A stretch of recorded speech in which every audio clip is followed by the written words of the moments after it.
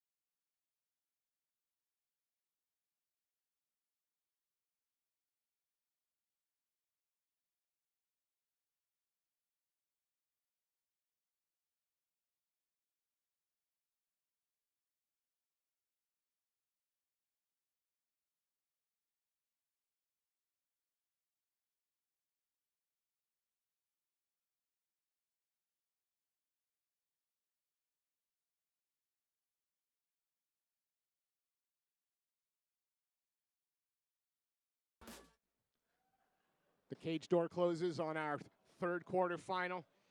We've got Alex Boyd representing Lion's Den MMA in the red corner, taking on Jordan Baxter out of IPC in the blue corner in the long black and yellow Venom trunks. And he seems a very rangy fighter for a 125er. He's got those long arms. If he can utilize a jab, this will be very interesting going in. Both of these fighters, though, sitting in the back, you've got a tale of two tapes. You have two guys who went the distance and really put it all out on the line, and one guy who walked out at 15 seconds. So it'd be interesting to know what these guys were thinking as they were coming out. Absolutely. Well, they started happy to stand in the center of the cage and trade a little bit. It looks like Alex is trying to take control of that center. He's looking to engage, but he's also looking to make sure that he establishes his dominance as far as inside the center of the cage.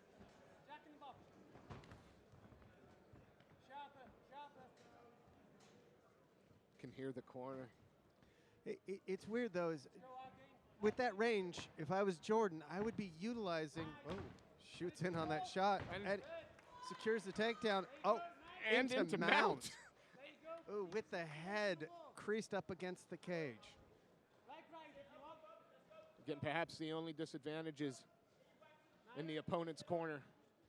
Yeah, but in this situation where that head's buried up against the cage and he's doing the smart thing, he's bringing his knee up and he's pushing it up against the cage, and just it's a miserable position to be in.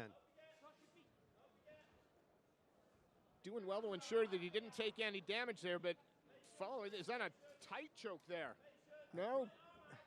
Slips out. No, it looked like he almost jumped that guard. That was a very odd kind of transition from mount. It was a mount to jump guard. Throws the big leg kick, and straight away the IPC Beautiful man Baxter. double. And into side control as well. The IPC Wrexham man doing well with the positioning. Now Alex is holding on to that hand holding on to the head. I don't know if that's a smart move. I get what he's trying to do. He's trying to attempt to not be mounted again. That's what he's holding on for. But he's going to burn his arms out, and he releases smartly. I mean, the fact that he's staying quite active off his back has really stopped Baxter from doing anything, fight finishing. Yeah, and Baxter's positioning is a little bit odd as well, because Alex can lock his hands and roll through right now because of the way Baxter's at. But he's so focused on trying to protect that arm that he didn't realize that positioning, he was in a really good position to be free. Still few seconds left. He was looking for that arm. Was he looking for that Kimura, the arm bar? It looked like he was going for Americana for a second, and then he just kind of rolled through on it. Wow. Another pacey round. Well, at least all of these guys understand they got to come out and really put on the pressure because it is such short time. The interesting thing behind that is Jordan really did establish dominance from top. He got the 2 takedowns. He had the mount. He came back, got another takedown, was trying to secure a submission. He was working for it. Not sure how the judges would see it. On my scorecard, I'm seeing that Jordan's up 1-0 right now. So Alex he has to really come out and, in reality, finish this fight. Well, at the beginning of the round, he did try to control the cage, control where the fight was taking place, control the center, but that big takedown changed all that, and here we go. Round 2 of 2 in the Cage Warriors Academy Southeast Amateur Flyweight Tournament. Now, I know we made it a point to talk about the ranginess, but he's the one that's been closing distance and taking those takedowns, so I'd say it worked in the first. I'd go back to it in the second. Oh, nice quick uppercut off that fake shot. Alex Boyd throwing some heavy shots there, swinging and missing.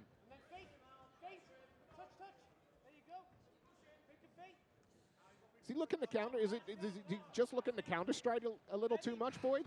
I think so. At this point, I think he just needs to be a little bit more aggressive. And Jordan, he has him scared for that takedown. So every time he feints, if you see Boyd all of a sudden, he wants to sprawl, he wants to do something. That's how he got clipped with that uppercut. Thought for a moment there Boyd was doing well, backing his man up, trying to take the space away, and now has him up against the cage. But Jordan does well to turn it around.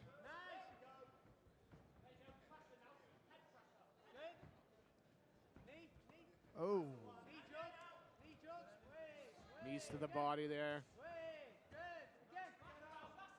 Boyd's strong, pushing him against the head, But Jordan's smart. He's controlling the head, and he's looking for exactly that. Where can I get in on for a double right in front of my corner? Now he's got the opportunity to listen to his corner, get control, settle down, hopefully cause some damage, and he wins this round without taking a lot of damage going into the next fight. Absolutely. I'm hoping that he secures that position, and if anybody's ever listened to me commentate before, I'd quite like to see some knees to the body. Just quite like to see that from here. He looked to secure the arm. It looked like he was going to try for that Americana. But Happy just controlling there. Yeah, looking to figure for it. Boyd slips out, though. Boyd's got to move. He can't sit on his back. He's not going to win the fight from there. There's no opportunity for him to lay any damage down. He's not going to get a submission from there. He's got to start to move, and now he has been crucifixed. And of course, manages to get that arm back and defend himself a little bit. But again, this is all time that is absolutely in Baxter's favor. There is no sense of urgency right now from Boyd, and that's the thing where if I'm his corner, I'm just screaming at him, you got to move, you got to get up. These pitter-patter punches, you needed to finish this fight. Yeah, 10 seconds left, and I don't foresee this going to a third. I've been wrong before, but on hearing the 10 seconds left, the IPC man Baxter rains down some shots. Well, we're going to get the judges' scorecards here. On my scorecard, bear in mind, I'm not a licensed judge in the UK, but I am. I would say Jordan Baxter has this one. I would have to agree. While we're quickly waiting for the decision, let's give a quick shout out to Riva, www.rivapizza.co.uk. The scorecards. And a special thanks, as always, to Frisk Fire. You can find them at www.friskfire.co.uk. Pop sensation. Craig Powell. Ladies and gentlemen, we have a decision.